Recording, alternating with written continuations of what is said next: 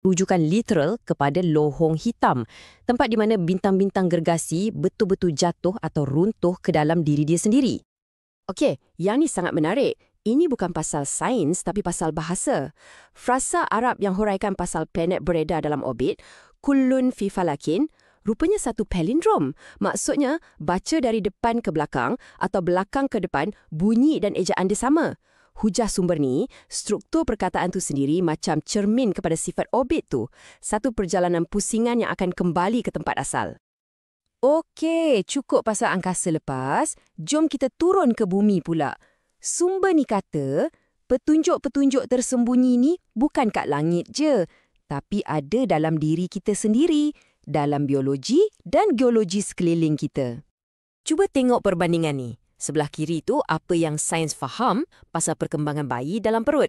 Sebelah kanan pula huraian dari Al-Quran. Sumber ni tunjuk macam mana istilah nutfah, maksudnya setitis cecair, kemudian alaqah, sesuatu yang melekat macam lintah, ditafsirkan selari dengan peringkat zigot dan macam mana embrio melekat pada dinding rahim. Persoalannya, sejauh mana persamaan ni pada pandangan anda?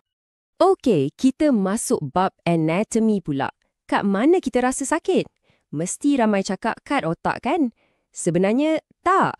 Yang rasa sakit tu sebenarnya reseptor khas kat kulit kita. Kulit yang hantar signal ke otak. Dan kena ingat, pengetahuan terperinci pasal benda ni sebenarnya agak baru dalam dunia perubatan.